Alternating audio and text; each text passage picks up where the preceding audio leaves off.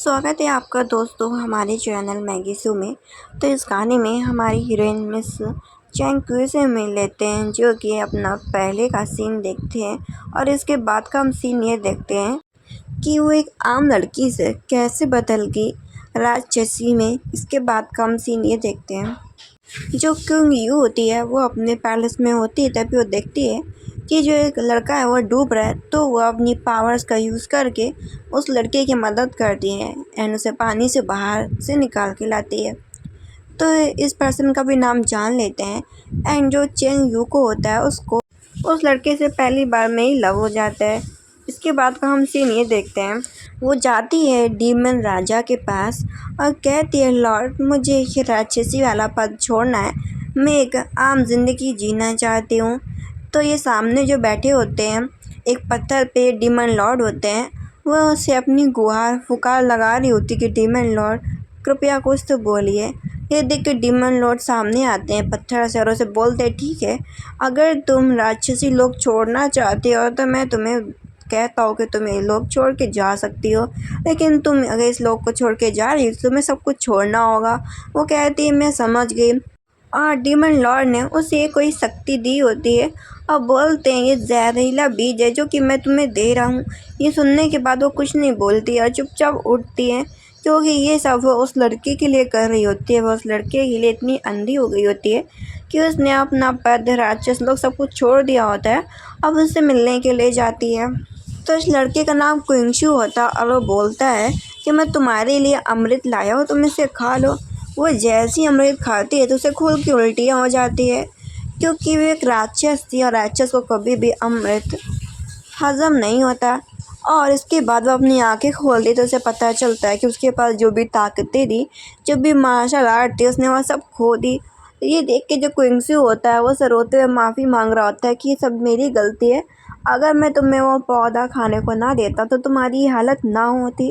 ये देख के जो राक्षसी चेंग होती है वो उसकी बातों में आसानी से आ जाती है और समझती है कि हाँ चेंग सही बोल रहा है। और इधर एक हम लड़की को देखते हैं जो कि क्विंजू के करीब होती है और पता चलता है कि जो क्विंजू है और ये लड़की है, इन लोगों की कोई ना कोई मिली भगत है।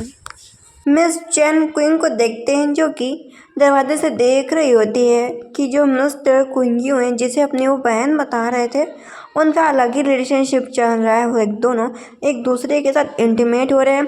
ये देख के राक्षसी चेन को बहुत ज़्यादा बुरा लगता है और उसका तो दिल ही टूट जाता है। फिर वो सोचती है कि वो सामने से जाके क्विंगयू से सवाल करेगी और बोलती है कि ये सब क्या चल रहा है। क्विंगयू बोलता है जब तुमने सामने से सब कुछ देख लिया है तो बहाना बनाने की ज़रूरत नहीं है। फिर कहता है मैं तो अपनी बहन की मदद कर रहा था दवा लगाने में। ये देख के राक्षसी चैन बोलती है ऐसी कौन सी दवा है जो कि तुम दोनों बहुत चिपक के लगा रहे थे, और बोलती है कि मुझे साफ साफ पता चल रहा है कि तुम दोनों भाई बहन नहीं हो। ये देख के जो लड़की होती है वो कहती है हाँ मैं सच में इसकी बहन नहीं हूँ, बल्कि मैं इसे पसंद करती हूँ और ये मुझे पसंद करता है, क्या कर लोगी। और जो मिस्टर क्विंगयू होते हैं वो भी इस बात को एक्सेप्ट कर रहे होते हैं। अब ये सब सुनने के बाद जो वो अपनी ताकतों को इकट्ठा करने की कोशिश करती है राक्षसी चैन, लेकिन जो उसकी ताकतें होती है वो इकट्ठा नहीं हो रही होती। तो उसको जो राक्षस ने मतलब डीमन लॉर्ड ने एक बीज दिया होता है उसको कोशिश करती है, लेकिन वो खुल तो जाता है, लेकिन अभी वो ताकतें पूरी तरीके से ओपन नहीं हुई होती। ये बात उसे भी समझ में आ जाती है। इसके बाद का हम सीन ये देखते हैं जहाँ पे उस लड़की के फादर होते बोल रहे होते हैं कि मुझे कोई नेगेटिव ऊर्जा दिख रही है, शायद उस राक्षसी के पास अभी भी ताकत है। ये देख के जो डॉटर मैंग होती है वो बोलती है ऐसा कुछ भी नहीं है, और कहती फादर ऐसा नहीं हो सकता क्योंकि उसने अपनी सारी ताकतें खो दी हैं और सारी एनर्जी हमारे मिस्टर क्विंगयू को मिल चुकी है। यही सेम टू सेम बात मिस्टर क्विंगयू बोलते हैं और प्लान बनाते हैं उसे मारने का।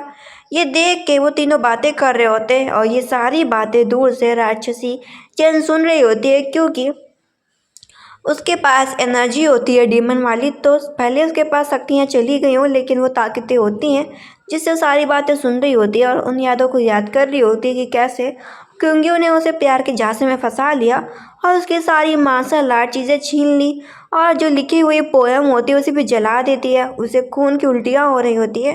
तभी वो देखती है कि जो कुंगियो एक बच्ची के साथ खेल रहा है और उसे पता चल जाता है कि कुंगियो का 5 साल का बेटा भी है और ये दोनों भाई बहन बल्कि पति पत्नी है। इनका 5 साल का बच्चा है। ये देख के उसे गुस्सा आता है और गुस्से भरी आंखों में उसकी आंखें लाल हो जाती हैं। और जो उसको डीमन ने एक बीज दिया होता है वो बीज फूट के एक काले फूल में बदल रहा होता है। इसे पता चल रहा होता है कि वो जो फूल है वो जैसे बड़ा हो जाएगा तो उसके पास उसकी थोड़ी बहुत शक्तियाँ वापस आ जाएगी। वो सामने जाती है सब पूछने के लिए क्योंकि बोल देता हाँ मैं तुमसे कभी भी प्यार नहीं करता था, तुम एक राक्षस हो, राक्षस से मॉर्टल कैसे प्यार कर सकता है। ये सुन के वो हैरान हो जाती है। बोलती है अगर ऐसा था तो मेरे सामने क्यों आए थे, तुमने मुझसे मदद क्यों मांगी, तुमने मेरी शक्तियाँ भी मुझसे छीन ली। वो उसे बोलता है हाँ तो, और उसे मार के बेहोश कर देता है और कहता है कि अभी तो बहुत सारा प्लान बाकी है। वो अपनी आंखें खोलती तो उसके सामने डीमन किंग आए होते हैं। बोल रहे होते हैं कि चैन तुमने ये क्या कर लिया। वो डीमन किंग से माफ़ी मांगती है कि उसकी गलती है, उसने एक मॉर्टल के पीछे ये सब छोड़ दिया, बहुत गलत हुआ। तब तक डीमन किंग गायब हो जाता है। तब तक वहाँ पे मिस्टर किंगियो आ जाता है और उसे बताता है आज हमारी तुम्हारी शादी नहीं बल्कि आज मैं शादी करूँगा मिस मैंग से और तुम्हारी बलि दूंगा। ये सुनने के बाद तो वो हैरान हो जाती है। जब मैंग के फादर होते बोलते हैं कि मैं ऐसे मारूंगा और मेरा मोटे लोगों में नाम होगा। जो मिस्टर किंग होते हैं उसे और भी कमज़ोर कर रहे होते हैं कि वो कहीं भाग ना पाए। तो जो राक्षसी की जो शक्तियाँ होती है उसकी शक्तियाँ उसी के ऊपर यूज कर रहे होते हैं और उसके शरीर में 6 कीले घुसेड़ रहे होते हैं जिससे वो और भी कमज़ोर हो जाए।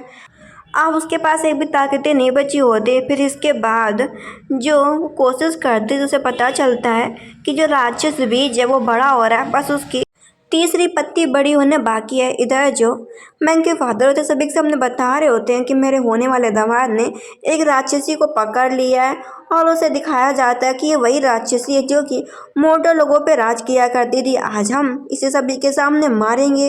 इसके बाद क्योंकि उन्हें अपने हाथों में आग ले रखी होती है और आग को जला दिया जाता है और क्योंकि बोल रहा होता है कि तुम जैसी राक्षस का ही मरना ज़रूरी है। यही बात मिस मैंग भी बोल रही होती हैं कि तुम्हें मरना ही होगा क्योंकि तुम एक राक्षस हो।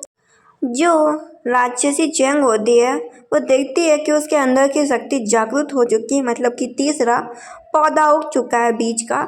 उसकी मदद डीमन किंग ने की होती है तीसरा बीज का पौधा उगाने में। इसके बाद जो पौधा होता है वो पूरी तरीके से उग जाता है तो उसके पास सारी शक्तियाँ हो जाती है और आसपास एक रोशनी उत्पन्न होती है जिससे आग भी बुझ जाती है और फिर वो एक डीमन में बदल जाती है। फिर जो कोई भी उसे लड़ने के लिए आ रहा होता है उन सबको मार रही होती है। ये सब देखने के बाद तो जो कुंगियो होता है वो तो हैरान हो जाता है। बोलता है कि तुम्हारी शक्तियाँ वापस कैसे आ सकती है। फिर उसके सामने से कह रहा होता है कि मैं तो तुमसे प्यार करता था ना, तुम मुझे छोड़ दो। वो बोलती है अच्छा जब तुम्हारी मौत तुम्हारे सामने आई है तब तुम प्यार का बल दिखा रहे हो। इसके बाद जितने भी लोगों से लड़ना चाह रहे होते हैं उन सबको हरा रही होती है क्योंकि डीमन की शक्तियाँ बहुत ज़्यादा होती हैं।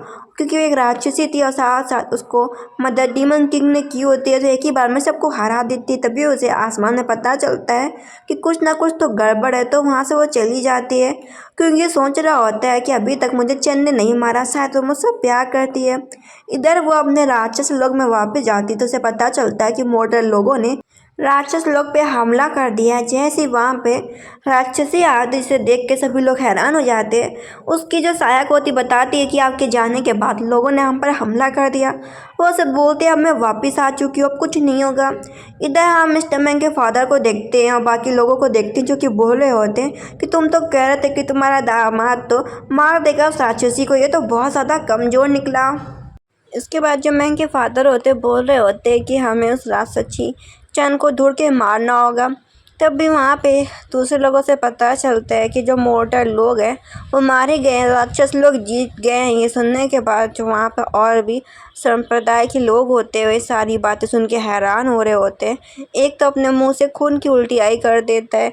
इसके बाद का हम राक्षसी को देखते हैं जो कि डीमन राजा से मिलने के लिए जाती है। डीमन राजा बोलता है कि तुम कब तक ऐसे बैठी रहोगी। वो उसे बताती है कि उसने बहुत बड़ी गलती की है मोटे लोगों के साथ मिलके।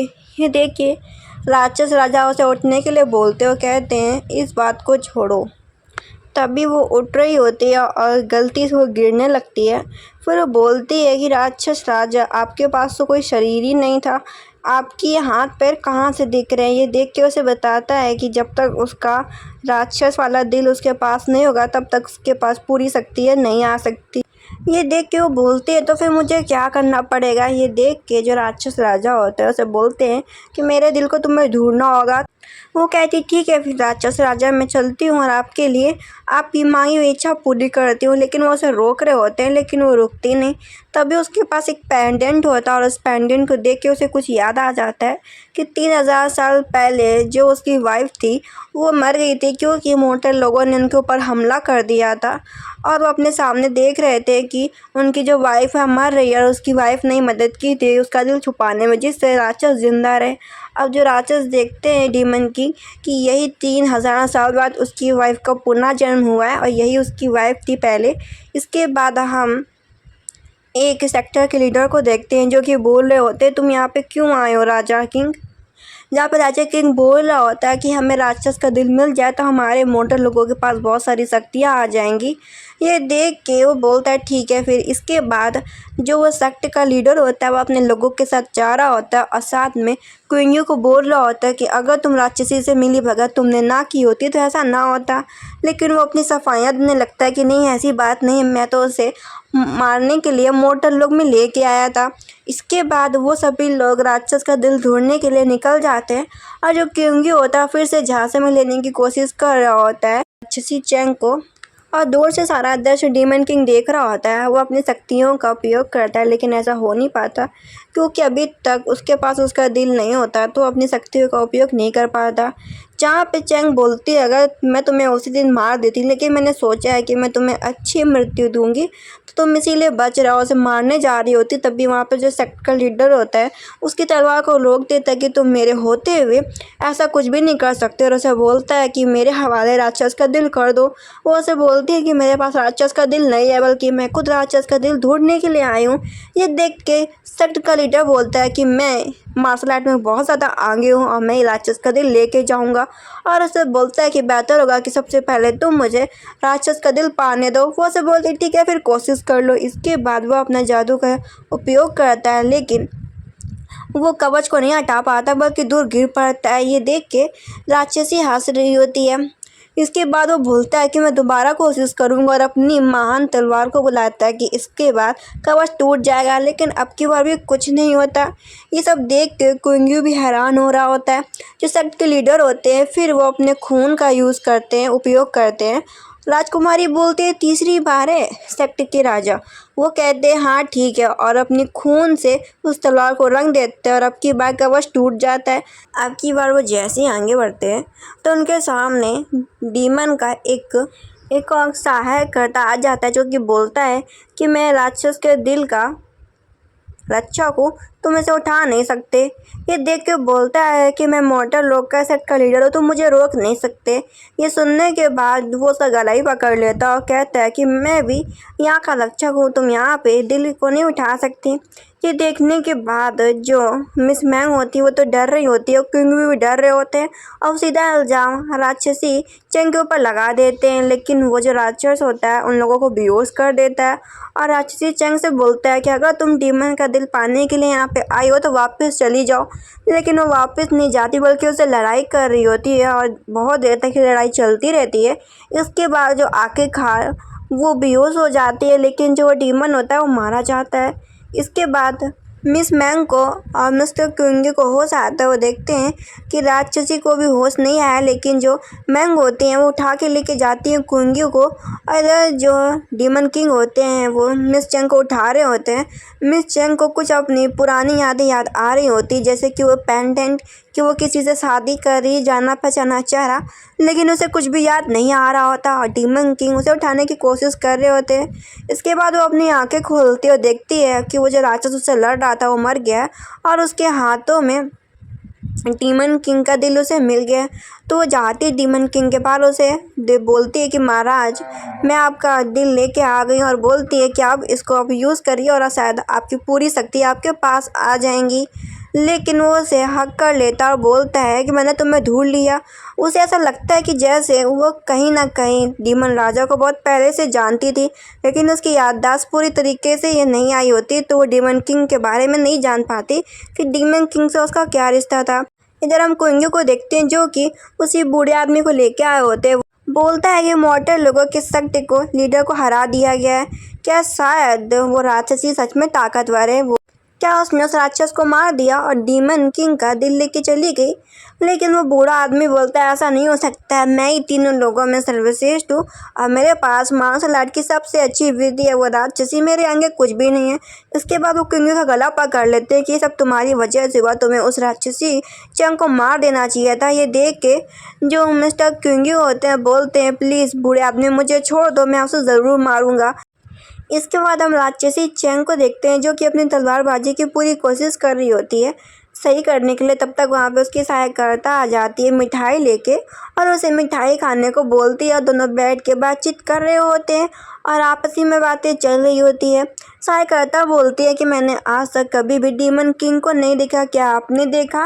और बोलती है आपने तो पक्का देखा होगा क्योंकि आप तो मुझसे पद में बड़ी हैं।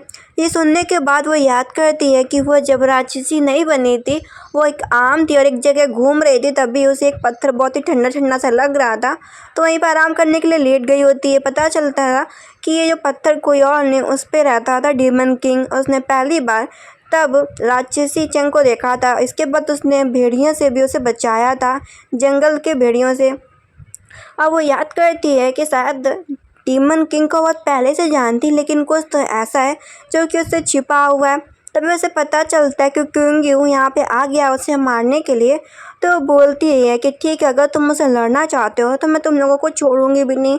क्योंकि बोलता है कि तुम्हें क्या लगा कि तुम्हारे पास दोबारा शक्तियाँ आ गई हैं तो तुम बच सकती हो। यही बात मिस मैंग भी बोल रही होती है। इसके बाद दोनों तलवार उठाते हैं लड़ाई करने के लिए और इसके बाद जो राक्षसी चेंग होती है वो भी पीछे नहीं हटती। दोनों लोग लड़ रहे होते हैं, लेकिन राक्षसी चेंग की ताकतें कमज़ोर पड़ जाती हैं और वो ज़मीन पर गिर पड़ती है।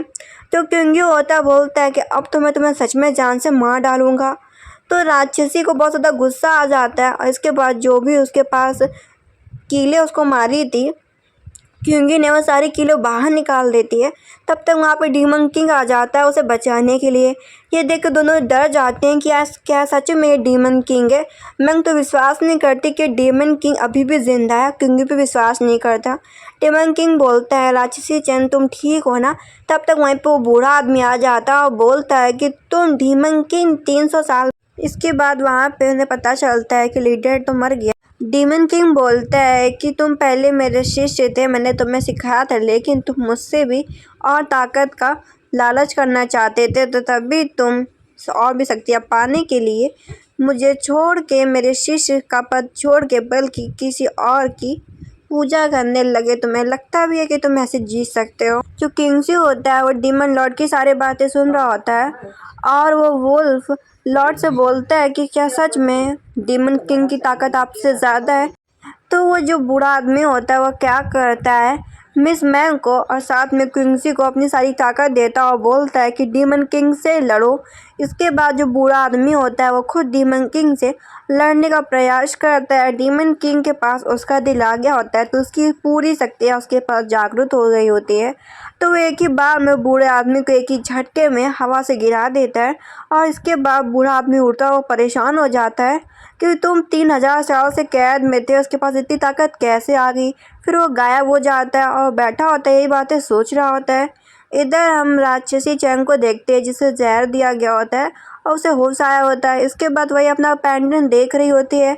डीमन किंग उसे बोलता है तुम्हें कुछ याद आया? वो कहती नहीं। इसके बाद वो शो पी रही होती है, उसकी जो सहायकर्ता होती बता रही होती है कि डीमन किंग ने आपका बहुत ज़्यादा ख्याल रखा था। और इसके बाद हम क्विंगजी को देखते हैं जो कि मैंग को बोल रहा होता है कि हम उस राक्षसी चंग को मार देंगे। इसके बाद का हम सीन देखते हैं, वो चंग को ढूंढते ढूंढते एक रेस्टोरेंट में गया होता है, उनके खाने में कुछ मिला देता है और यही खाना डीमन किंग खा लेता है। उसे पता चलता है कि डीमन किंग को पॉइजन दिया गया है। वो पकड़ती है कि खाना किसने बनाया था, तभी उसे वहाँ पे क्विंगजी मिल जाता है। उसके पास एंटीडोट होता है, मारक वाली दवा होती है, तो उससे छीन लेती है और इसके बाद क्विंगजी को ऐसी लात मारती है जिससे वो हवा में उड़ के गिर जाता है और इसके बाद वो एक पेंडेंट पड़ा हुआ देखती है ज़मीन में, उसे कुछ याद आने लगता है, उसका सर दुखता है और उसके दिमाग में बहुत सारी पिछली यादें याद आ रही होती है, वो भी डीमन किंग से रिलेटेड। वैसे ऐसा लग रहा होता है कि डीमन किंग बहुत जाना पहचाना व्यक्ति है और उसे सब कुछ याद आ जाता है। उसने पहले डीमन किंग को एंटीडोट खिला दिया होता है, फिर वो डीमन किंग को हक करती है और उसे बताती है कि मुझे सब कुछ याद आ गया है। डीमन किंग बोलता है क्या तुम्हें सब कुछ याद आ चुका है? वो उसे बताती है हाँ हमें याद आ चुका है कि 3000 साल पहले मुझे मार दिया गया था और हम लोगों ने हमला किया था। इधर हम क्विंगज़ू को देखते हैं जो कि बूढ़े आदमी के पास गया होता है। बूढ़ा आदमी बोल रहा होता है कि मैं तुम्हें ऐसी शक्तियाँ दूंगा जिससे तुम डीमन किंग को मार सकते हो, क्या तुम्हें शक्तियाँ चाहिए? ये सुनने के बाद तो क्विंगज़ू तो तुरंत ही तैयार हो जाता है और वो बूढ़े आदमी से बोलता है कि मुझे ऐसी शक्तियाँ दो जिससे मैं डीमन किंग को मार सकूँ। इसके बाद जो बूढ़ा आदमी होता है वो तो चाहता है ताकि डीमन किंग मर जाए और इसके बाद वो पूरे विश्व में अकेला राज करे। तो क्विंगज़ू को अपनी काली शक्तियाँ दे रहा होता है, बहुत खुश हो रहा होता है। इधर हम देखते हैं लोग जो बैठे होते हैं बातचीत कर रहे होते हैं, बहुत सारे लोग क्विंगज़ी की तारीफ़ कर रहे होते हैं कि तुम ही आगे चल के मार्शल आर्ट पे सबसे ऊंचे स्थान पे रहोगे। तब तक वहाँ पे राक्षसी चैन आ जाती है डीमन किंग के साथ, एक एक करके सबकी पोल पट्टी खोलना चालू करती है कि तुमने बहुत लोगों का खून बहाया है मिस्टर शुआन। इसके बाद दूसरे की पोल पट्टी चालू करती है कि तुमने अपनी सगी बहन के बच्चों को मार डाला सिर्फ मार्शल आर्ट की शक्तियाँ जानने के लिए। इसके बाद तीसरे की पोल पट्टी खोलती है कि तुमने बहुत औरतों को मार डाला है सिर्फ इस पद को पाने के लिए। और इसके बाद एक और इंसान का नाम लेती है और कहती है मिस्टर हुआंग, और कहती है आपने कुछ भी नहीं किया, चलो मुझे इस बात की खुशी है। और इसके बाद वो बात करती है किसी और की नहीं बल्कि मिस्टर मैंग के फादर की कि तुम तो इन सबसे ऊंचे पद पे बैठे हो, मैं तुम्हारी क्या क्या पोल खोलूं। अब बोलती है कि तुम लोग सिर्फ हम लोगों को राक्षस बोलते हो लेकिन तुमने सबसे ज़्यादा लोगों को मारा है, सबसे ज़्यादा काले काम तुमने किए हैं। और ऐसा वो बोल रही होती है। मैंग के फादर को बहुत ज़्यादा गुस्सा आ रहा होता है। इसके बाद वो मैंग क्विंगू को बोलना चालू करते हैं, जहाँ पे क्विंगू से बोलता है कि तुम दूसरों के ऊपर ऐसे इल्ज़ाम मत लगाओ। यही बात मैंग भी बोलती है कि एक राक्षस एक राक्षसी होती है, तुम चाहे कितना भी बोलो, हम लोग तो मोर्टल्स हैं, हम लोग बहुत साफ सुथरे हैं। ये सारी बातें डीमन किंग सुन रहा होता है, जहाँ पे राक्षसी चैन बोलती है कि मैं एक राक्षस हो के भी लोगों को नहीं मारती, आम लोगों पे दया करती हूँ, और तुम लोग मोर्टल हो के भी आम लोगों को मार डालते हो, तुम लोगों को कोई मतलब नहीं है। और सबकी एक एक पोल खोली जा रही होती है और ये भी बता देती है कि तुम लोगों की शादी भी नहीं हुई थी, तुम लोगों का 5 साल का बच्चा भी था, और बोलती तब भी तुम लोगों ने मुझे मिलके धोखा दिया। उसकी सहायकर्ता बोलते कि इन लोगों को मार डालो, इन लोगों ने हम राक्षस लोगों पे हमला किया था, हमें इनसे बदला लेना होगा। इसके बाद जो लड़ाई होती है वो छिड़ जाती है, सब लोग अपनी अपनी तलवार निकाल लेते और एक दूसरे को मारने पे आ जाते हैं। क्विंगज़ू भी बोलता है कि आज मैं तुम्हें नहीं छोड़ने वाला। राक्षसी चैन वो भी बोलती है मैं भी तुम पे आज दया नहीं करूँगी। इधर जो डीमन किंग होता है उसने एक बार में ही मैंग के फादर को धक्का दे दिया होता है। मैंग के फादर समझ जाते हैं कि डीमन किंग बहुत ज़्यादा ताकतवर है। डीमन किंग समझ रहा होता है कि क्विंगज़ू आज अजीब लग रहा है, उसकी ताकतें अजीब लग रही है, इसका मतलब है कि क्विंगज़ू पे कोई ना कोई जादू टोना किया गया जिससे उसकी ताकत एकदम से बढ़ गई है।